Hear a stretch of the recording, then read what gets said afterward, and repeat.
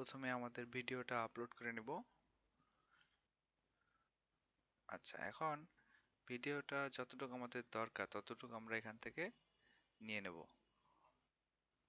আশা করি আমরা সবাই জানি কিভাবে ভিডিও কেটে নিতে হয়। ভিডিও কাটার পরে আমরা ভিডিওটাকে সিলেক্ট করব এবং এটাকে কাট করে নিয়ে শুরুতে এসে পেস্ট করে দিতে হবে। এখন আমাদের এই যে ভিডিওটা একটু জুম করে নেই। আচ্ছা, এখন এখানে একটা টেক্সট দিব।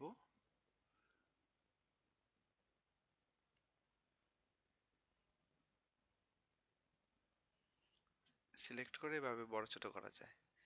এই সাইডে নিচে রাখলাম।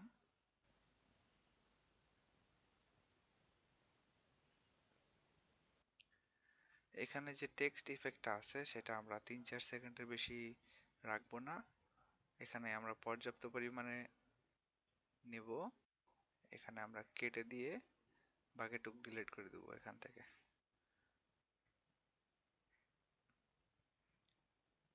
আমাদের যদি প্রয়োজন হয় তাহলে আমরা এখান থেকে একটু বাড়িয়েও নিতে পারি।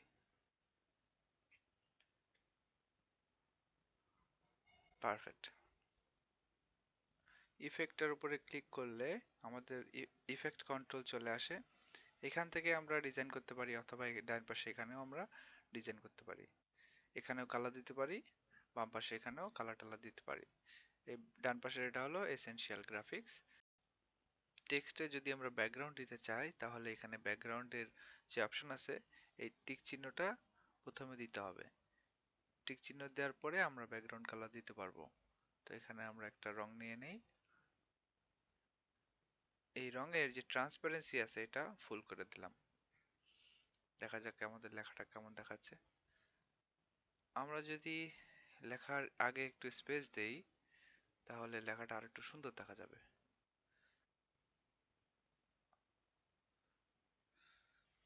এখন লেখাটার ট্রান্সফরমেশন যদি আমরা দিতে চাই তাহলে এখানে যে ট্রান্সফর্ম ফাংশন আছে এখান থেকে আমরা ট্রান্সফরমেশন করতে পারি। তো আমরা এখানে একটা ইফেক্ট দেব।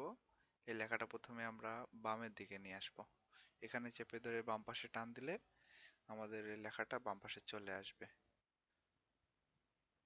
প্রথমে আমাদের স্টপ ওয়াচে ক্লিক করে আমরা লেখা যেখানে শো করব সেখান বরাবর রাখবো। তারপরে আমাদের এই অ্যাঙ্গেলে চেপে ধরে ডান পাশে নিয়ে আসবো আস্তে আস্তে।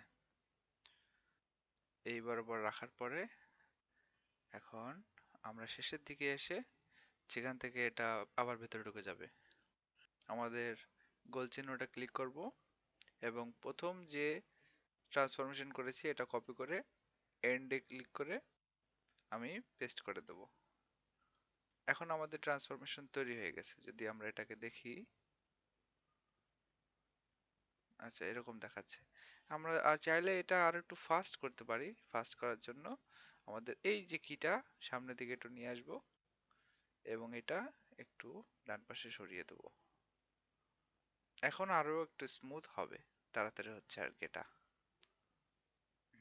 এখন এটাকে আরো একটু স্মুথ যাতে দেখায় সে কারণে আমরা প্রথমে যে ইফেক্টটা আছে সেই ইফেক্টটাকে এরকম সিলেক্ট করব। সিলেক্ট করে আমরা ইজ ইন দেবো প্রথমটা এবং শেষেরটা সিলেক্ট করে ইজ ইজ আউট এটা। এখন আমাদের যে ইফেক্ট এখন আরো স্মুথ হয়ে গেছে।